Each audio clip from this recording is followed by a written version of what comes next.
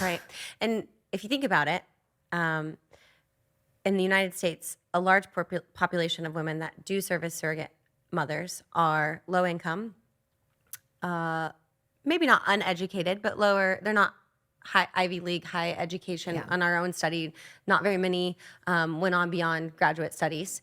Um, and they need the extra money, whether it's to pay bills, get out of debt, which is what we found. Largely, the women who signed up to be surrogate mothers needed the money for bills or getting out of debt. They didn't use it for vacations. They weren't using it for other things. They were using it for just necessities of life. Jeez. But we find, and I've written an article about this, that military wives are targeted because often they're underemployable because they're moving with their partner.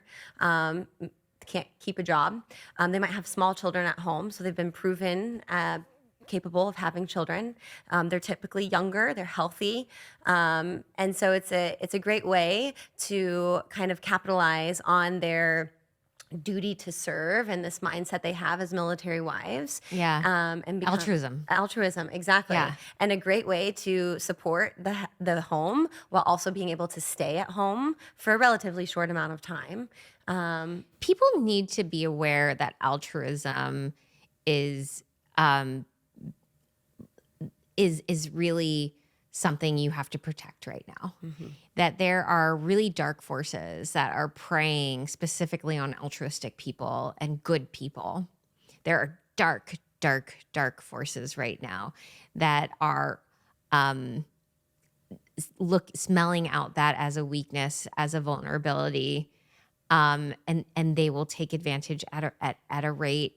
And if you are a healthy, kind, good person who's altruistic, you have so many targets on your back right now. Yeah.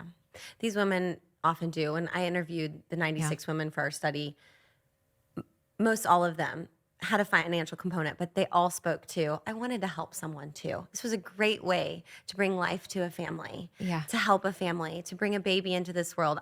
Most of them would say that their own pregnancies were uncomplicated, were joy-filled, were easy. And then they go about a surrogacy pregnancy, and their first one might be okay, but most of them by and large have huge complications associated, because we know that surrogate pregnancies are high risk when you compare them to a woman's own natural conception. Wow. But by and large, these women have a desire to help, and the industry is going to exploit that through creative marketing. Well, I mean, it just seems like a terrible thing that, you pair desperation with, a free market that is unregulated. You just get, you get people who are going to get taken advantage of. I'm going to ask you a question about like the spiritual side of this, because you'd mentioned that, on one hand, you have these like Gloria Steinem feminists, which, we historically think of as like progressives. And then you have the Catholic Church. And it's funny because I was on Bannon earlier today, and I used to think of him as like this like horrible, scary right winger. I like terrified. And he thinks as me, he's terrified of me because I'm like this radical, like progressive feminist who like has money to spend. And like, but now today I'm like, I really like Steve Bannon. We have to work together.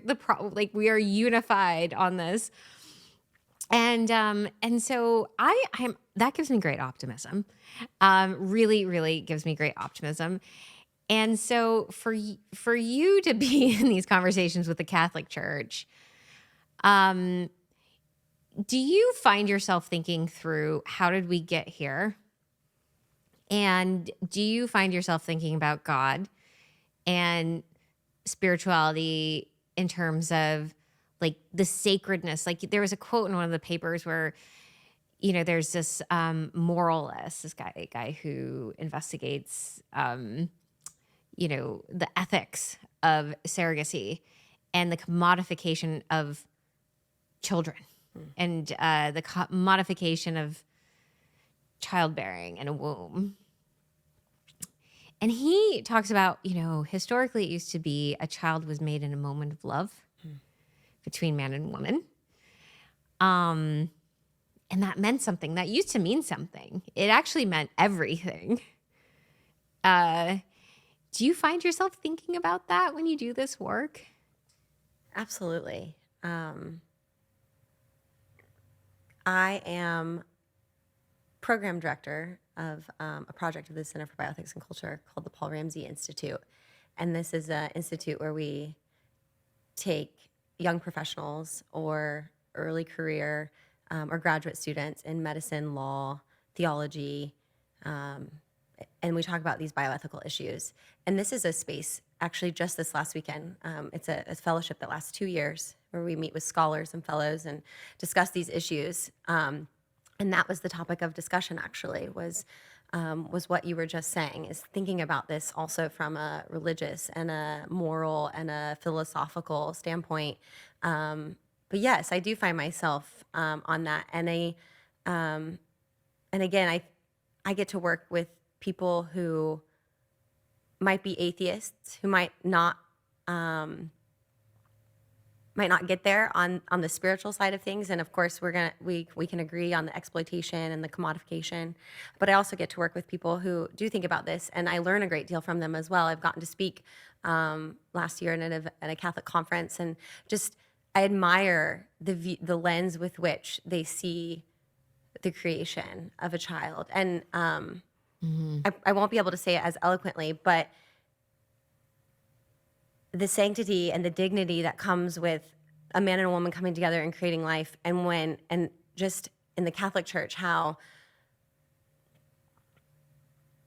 I don't know the right word, but how unnatural it is to have not just a third person, which is like the endocrinologist or the doctor, but having many people play a part in that, whether that's the person who's doing the embryo selection or the egg grading or the embryo grading, the person who's doing the transfer. And now all of a sudden you brought all of these people, big fertility, into bed with you, into this sacred space. Yeah, around this soul, this precious, divine child of God. Right. Exactly. That really was supposed to be protected by mom and dad in defined ways, right? Right. And we've gotten away from this language too of like begotten versus made. Is someone made or are they begotten? What does begotten mean? That's a good question. So there's actually a book called Begotten or Made that talks about that. And begotten is, I'm going to do a really bad job of explaining this. We've gotten really deep all of a like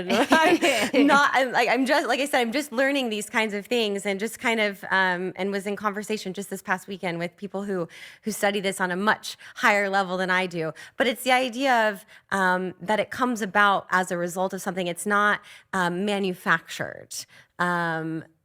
There's like a divine manifestation. There's like correct. A divinity. Right. Like divine versus manufactured. Right. Yes. Like begotten versus made. Right. Exactly. So one might say like, and it's like a level of a hierarchy, right? So like if you are begotten, you are on the same, an embryo or a child that's begotten is on the same playing field as all other humanity and dignity. Whereas if you are made, maybe are you lesser than? Are you still the same as? And we talked about these cases where these children are created and they weren't what their parents paid for.